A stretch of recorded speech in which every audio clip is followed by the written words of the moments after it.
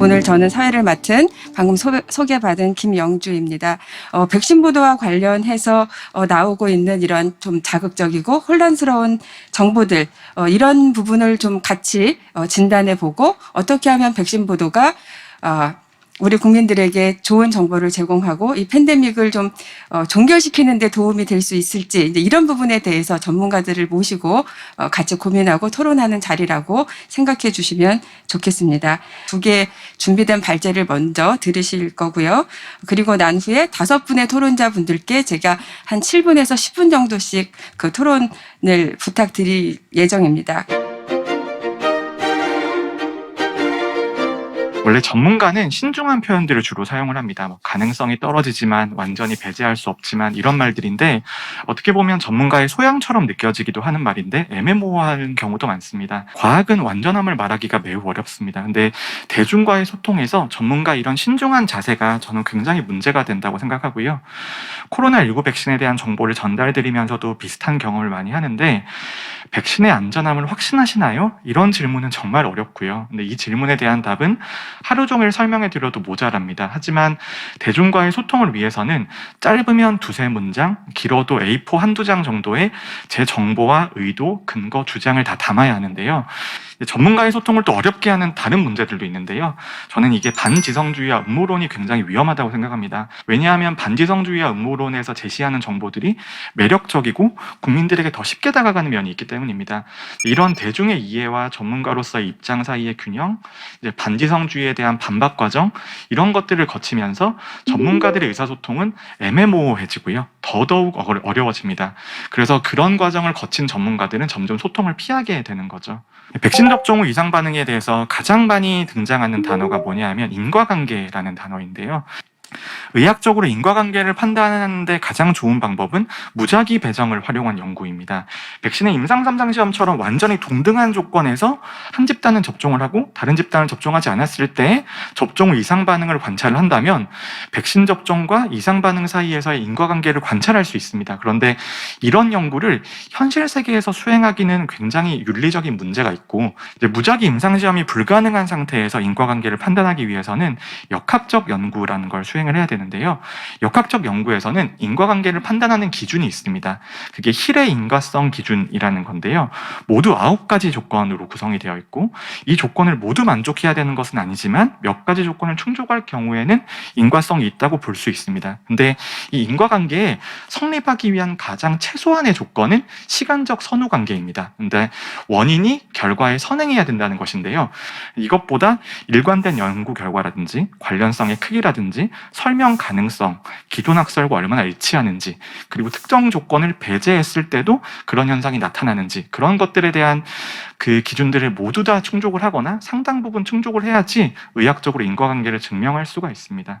그렇다면 인과성이 없다는 것을 어떻게 증명해야 되는 거냐? 이 문제도 매우 오랜 전통을 가지고 있는데요.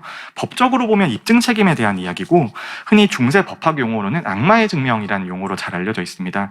어떤 인과관계가 존재한다는 가설은 하나의 증거만으로도 충분히 증명이 가능합니다. 하지만 인과관계가 없다는 걸 증명하기 위해서는 모든 가능성에 대한 검증을 해야 되는데, 이것이 과학적으로 가능하냐, 현실적으로 가능하냐라는 문제가 있고, 백신 접종 후와 이상 반응과 인과관계를 없다고 증명하는 과정도 이와 동일합니다. 특수한 상황에서 이상 반응과 백신의 인과성을 증명되거나 의심하는 사례들이 있는데요. 첫 번째는 코로나 백신에서 잘 나타난다고 알려져 있는 아나필락시스입니다. 두 번째는 생백신을 심각하게 면역이 저하되어 있는 사람한테 접종했을 때 생기는 문제인데, 면역 능력이 저하된 사람들에게는 감염을 일으킬 수도 있거든요. 주사 바늘에 찔리는 것 자체로 실신하시는 분들이 있습니다. 이런 것들을 우리가 미주신경성 실신이라고 하는데, 마지막으로는 이제 최근 인과관계가 확인된 아스트라제네카 백신 또는 얀센 백신과 희귀혈전 사이의 문제도 있고요. 이런 것들은 인과관계가 증명이 되는 순간부터는 우리가 비용과 효과를 분석을 해야 됩니다. 우리가 백신에 대해서 접종했을 때 얻을 수 있는 이익과 백신 접종으로 생길 수 있는 위해를 우리가 평가해 볼 필요가 있습니다.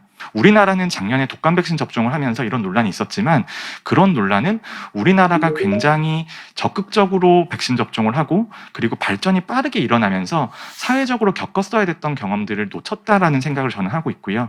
미국과 유럽의 과거 접종 사례에서 분명히 백신의 이상 반응으로 인한 문제들이 심각하게 있었고요. 그런 경험들이 축적이 되고 그 다음에 우리가 2020년에 겪었지만 백신 접종하고 나서 시간적 선후 관계만 존재하는 사망 논란 같은 것들을 이미 80년대, 90년대에 겪으면서 그런 인식들을 완전히 극복하지 못한 것이라고 볼 수 있습니다. 대표적인 게 아스트라제네카 백신과 희귀혈전 사이의 인과관계인데요.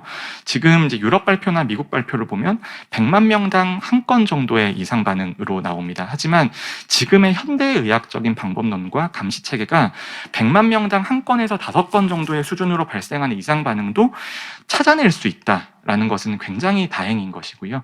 그리고 백신으로 인한 이상 반응이 아님을 증명할 수 있는 다른 수단들도 있는데요. 첫 번째로는 부검을 통해서 다른 명백한 사인이 있는지 확인하는 겁니다.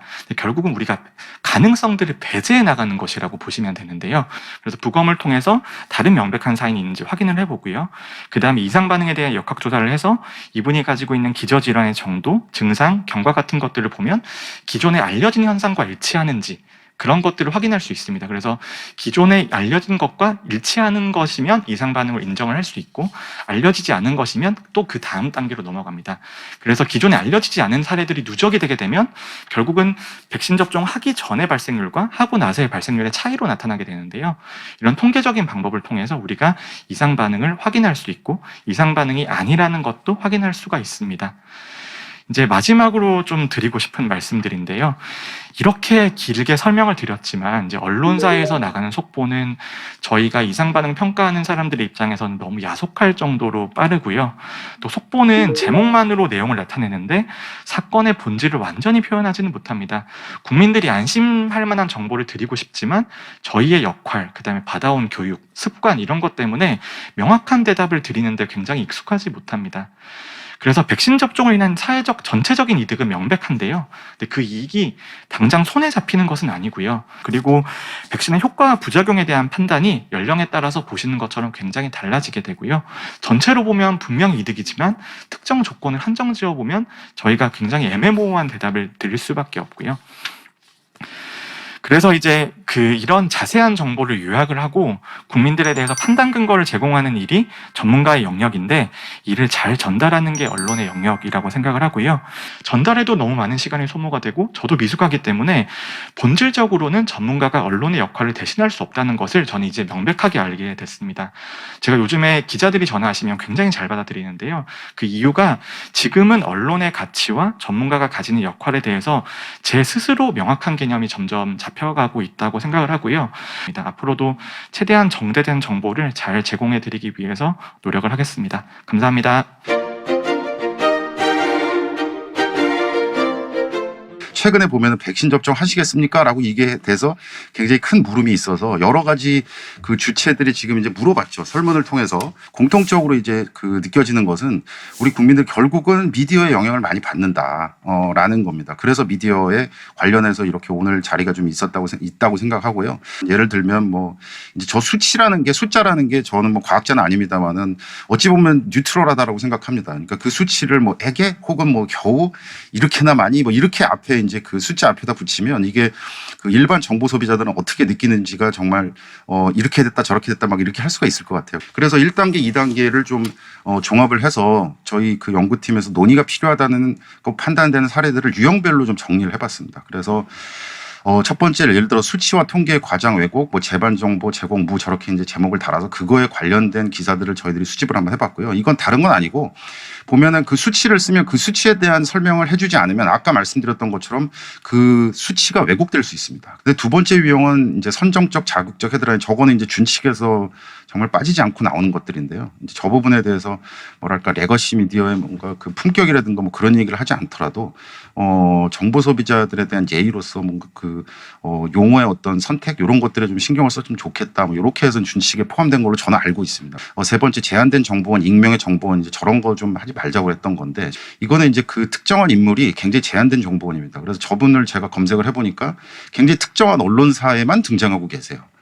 그래서 이것도 조금 이제 정보원을 조금 다양하게 써라. 그리고 보도 준칙에 정확하게 있거든요. 특정한 정보원을 쓰려면 여타 레퍼런스에도 그분이 개입이 됐는지 안 됐는지, 그다음에 뭔가 문서로서 검증이 됐는지 그런 거 체크하고 기사를 쓰자라고 이제 돼 있거든요. 그리고 네 번째로 과학을 과학스럽지 않게 이제 활용을 한다. 이런 부분에 있어서는 아까도 말씀드렸습니다만은 양쪽의 얘기를 좀 다 하고 가능한 어떤 그게 이제 결과가 최종 결과인지 중간 결과인지, 그다음에 샘플은 어떤지, 그다음에 연령대는 어떻게 했는지 이런 것들을 조금 빠짐없이 주면 어떨까. 그렇게 해놔도 대중들이 그렇게 쉽게 이해하지 못할 가능성은 높습니다만은 좀 이따 제가 결과를 보여드리겠습니다만 또 그렇지 않습니다.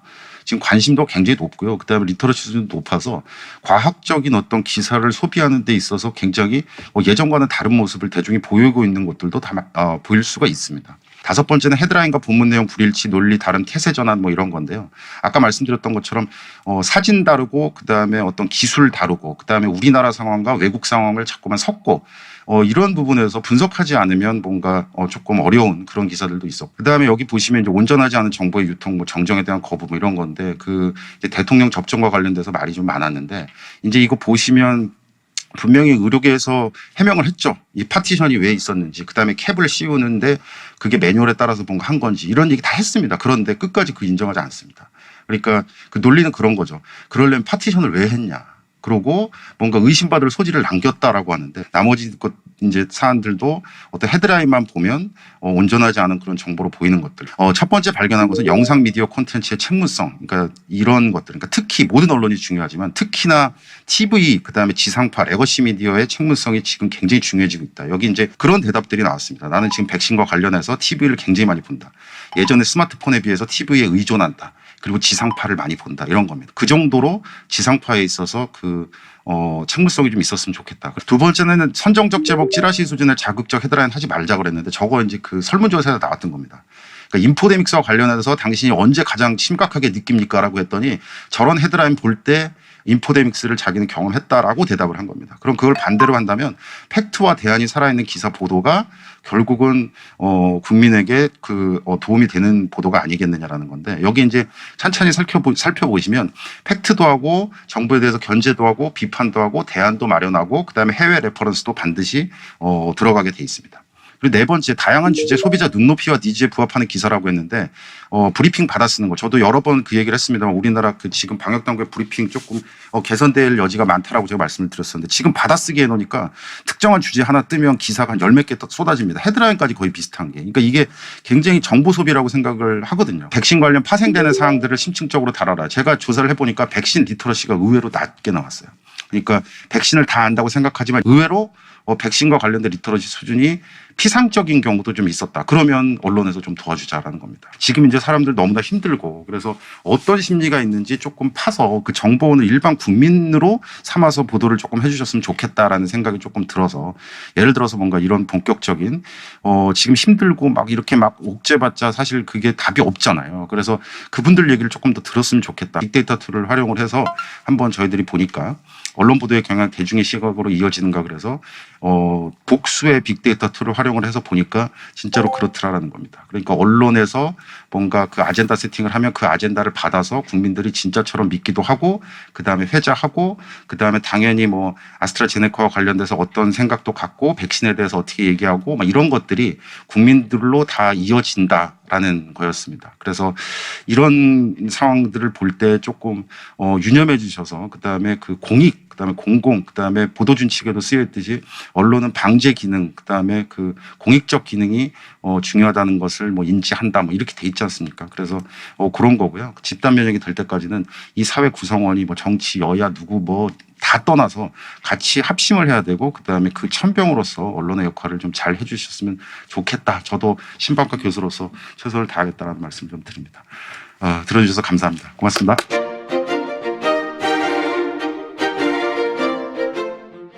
일단 작년에 저희가 만들었던 그 감염병 보도 준칙, 뭐 이 준칙이 자체가 완벽한 것도 아니지만, 그리고 완벽하게 모든 언론이 지키는 건 아니지만, 그래서 제가 보기엔 이전의 보도보다는 훨씬 나아지고 있다고 생각합니다. 메르스 때 비해서요. 사실 우리가 보도 준칙을 얼마나 잘 지키느냐 안 지키느냐도 중요하지만 그것이 감염 예방, 소기의 목적을 정말로 거기까지 왔느냐 안 왔느냐도 또 별도로 따져봐야 되는 그런 부분이 있는데, 대체로 이제 저는 보기엔 의학적으로 밝혀진 것과 아닌 것 구분해서 쓰자, 감염의 규모, 단위 이런 것들 정확하게 쓰자, 그리고 새로운 연구 결과를 발표할 때는 레퍼런스를 꼭 하자, 이런 것들 잘 지켜지고 있는데, 하나가 아직도 자신이 없는 게 정말로 이해관계가 배제되고서 사실 보도가 이루어지느냐. 이거는 보도도 그렇고 전문가들의 발언도 저는 마찬가지의 의구심을 갖고 있습니다. 근데 제가 지금 최근에 하고 있는 고민은 뭐냐면, 아스트라제네카 백신이 맞고 사망한 사례예요.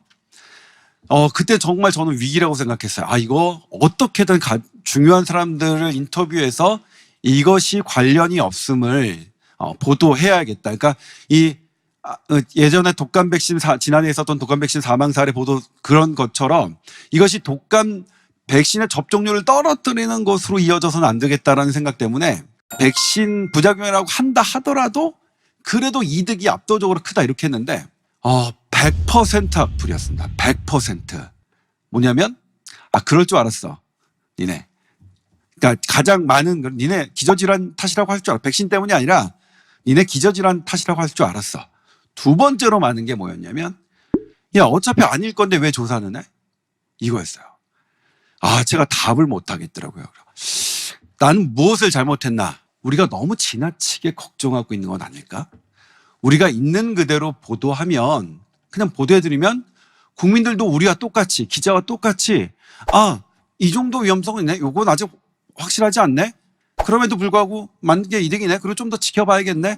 이렇게 나와 똑같은 수준으로 충분히 합리적인 판단을 하실 수 있는데, 우리가 괜히 국민들의 수준을 애당초 낮추게 봐서 우리 기자들이 이제는 과거에 했던 잘못했던 부분들은 우리가 많이 성장했는데, 이제는 또다시 우리가 성장해야 될, 우리가 극복해야 될 그런 부분들이 보이니까 그런 부분들을 우리가 좀 더 고민해야겠다. 이제는 극복해야 될 새로운 어떤 게 생겼다.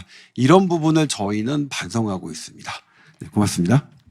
좀 엉뚱하지만은 불가리스 얘기를 좀 해야 될 것 같아요. 기억하시겠지만 이틀 전에 불가리스가 코로나19를 이제 억제하는 효과가 한 77% 있고 99% 사면시킨다. 이거를 이제 그쪽에서 발표를 한 다음에 이제 많은 논란들이 있었고 주가가 출렁였고 지금 뭐 오늘까지 이건 이제 논란이 이어졌습니다. 이게 이제 처음에 어떻게 나왔냐면은 남양유업에서 관련 그 연구소에서 발표를 합니다. 이런 자료를 발표를 했는데 제일 먼저 쓴 데가 뉴시스예요. 이 이후에 이 과정에서 이제 연합뉴스도 이거를 썼고요. 엄청 많이 썼어요. 일반적으로 보면은 질병관리청이나 기관에서 스스로, 그러니까 이거에 대해서 확인을 해주기 전까지 언론이 팩트 체크를 못 해요. 이것도 마찬가지였어요. 이게 지금 어떤 식으로 이 보도가 이루어지는지가 이제 전형적으로 드러났기 때문에 이게 백신 보도가 아님에도 이제 말씀을 드린 거예요. 그래서 가장 이제 당연히 작은 언론사보다는 영향력이 있고 부수도 많고 더 많이 보는 큰 언론사가 더 책임이 있고요. 언론사들이, 작은 언론사들도 다 통신사를 전제 계약을 맺고 있거나 그걸 보고 있기 때문에 한 통신사에서 이렇게 쓰면은 다 받았습니다. 그 내용이 없어요. 사실은 독자적으로 취재를 안 합니다. 그러니까 다 받았어요. 그래서 불가리스가 이제 넘쳐났죠. 이틀 전에, 어저께까지. 이 상황이 이제 벌어진 거예요. 그러면 통신사가 지금 이 쓰는 방식들, 속보 한 줄 보내고, 그 다음에 종합 1보, 2보, 3보 쓰면서 이렇게 쓰는 방식들이 좀 심각하게 고려를 해봐야 된다. 일단 정재훈 교수님이 하루에 50통을 받는 게 정상적인 상황은 아니라고 봅니다. 예, 너무 많이 받으세요, 혼자. 이게 워낙 출중하고 답변도 잘해주시고 뛰어나니까 이제 받고 계신데, 좀 전문가 풀을 좀 더 넓힐 필요는 있다. 저분들이 틀렸다기보다는 다양한 관점들이 있기 때문에 우리 조동찬 기자님이 말씀하셨듯이 지금 언론이 너무 편하게 습관적으로 말 잘해주는 사람, 저도 기자 생활을 오래 해봐서 아는데 말 잘해주는 사람한테 전화 많이 합니다. 근데 이거는 좀 너무 게으르다, 언론이. 그런 것들을 좀 얘기를 할 수가 있을 것 같고요. 그 사람들을 설득하는 영향력은 방송사 영상들이 굉장히 좀 영향력도 막강하고 책임감 있게 해야 된다라고 한다면 뭔가를 이슈를 프라임 점화하는 거에 있어서는 이런 신문사와 통신사의 속보가 있다라고 한다면은 각자에게 좀 책임을 물어야 될 것 같다. 그런 방식으로. 그 전문가가 한 말을 대중에게 전달하는 역할을 하고 있는 게 언론인데 언론은 대중의 언어로 말하고 싶어 하지만 전문가는 전문가의 용어로 말씀하고 싶어 해요.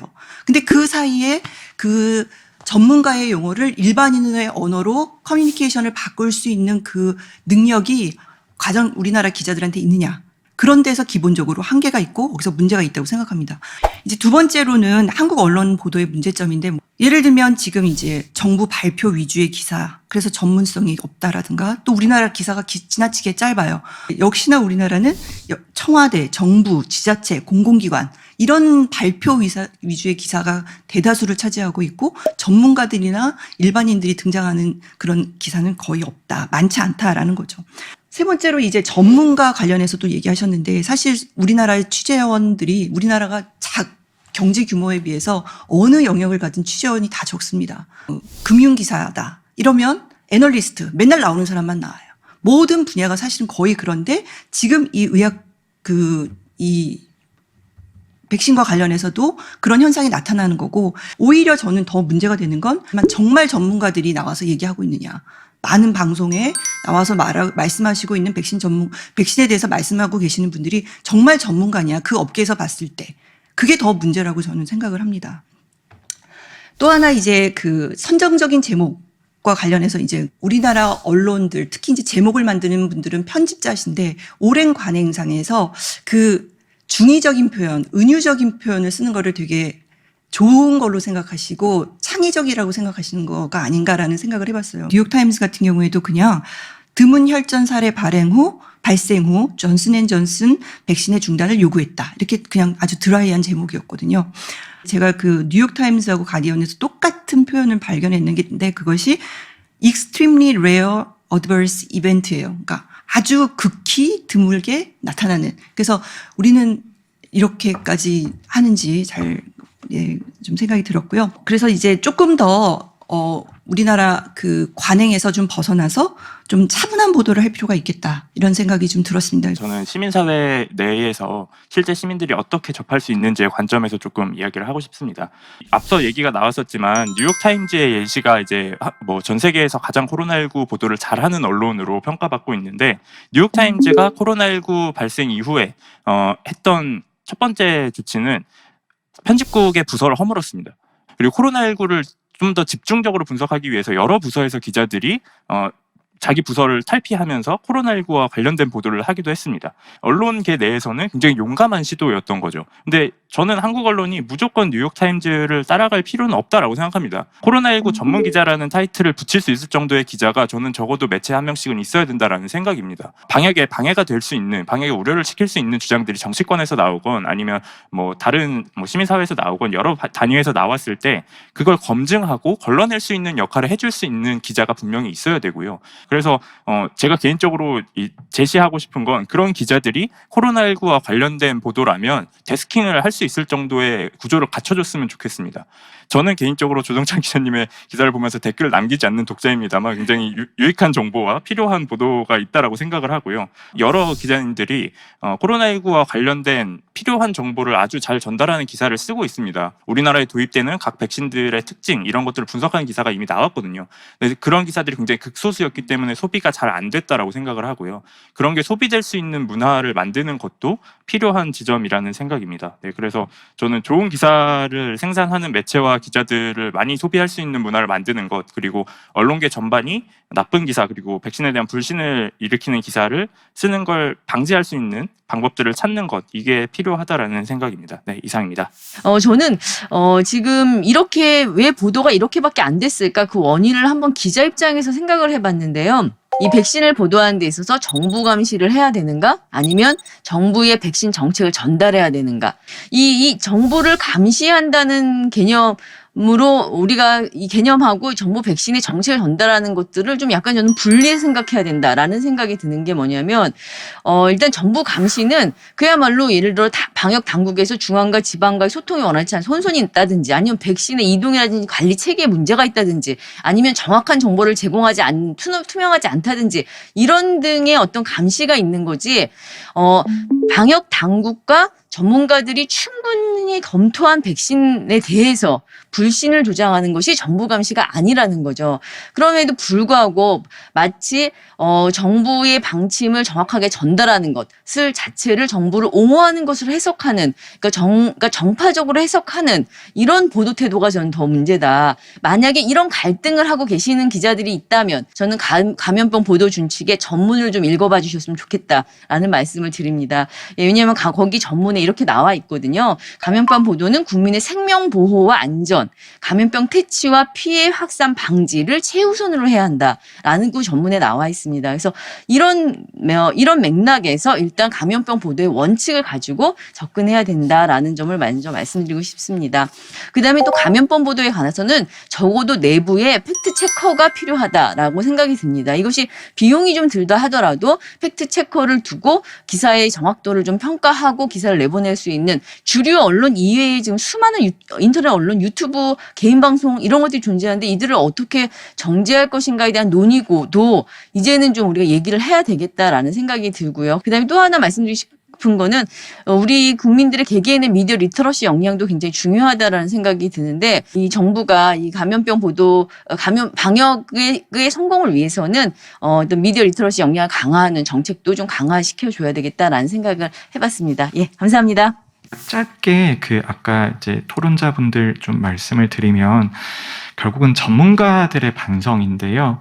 첫 번째가 말씀하신 것처럼 풀이 너무 적습니다. 지금 우리나라의 감염병 연구하고 감염병 질문에 대한 대답을 해줄 수 있는 사람이 제가 생각해보니까 30명도 안 되는 것 같은데 문제는 전문성이 없는 전문가들이 꽤 있고요. 두 번째는 전 전문가가 전문성을 지니고 어떤 스피커로서의 가치를 지니려면 앞에 많은 토론자에 말씀하셨지만 이해 충돌이 없어야 되고요. 정치적인 중립성이 유지가 돼야 되고 자기가 틀린 거에 대해서는 틀렸다고 인정할 수 있는 자세가 반드시 필요하다고 봅니다. 그래서 그런 관점에서 지금은 뭐 언론에 대한 이야기를 하는 자리지만 저희 전문가들도 잘하고 있냐? 전 잘하고 있지 못하다고 생각을 하고요. 저희들도 반성할 게 굉장히 많습니다. 이상입니다. 오늘 긴 시간 동안 토론에 참여해 주시고 같이 논의해 주신 선생님들께 감사드리고요. 특히 두 분 발제자 선생님, 5분 토론자 선생님들께 감사드립니다.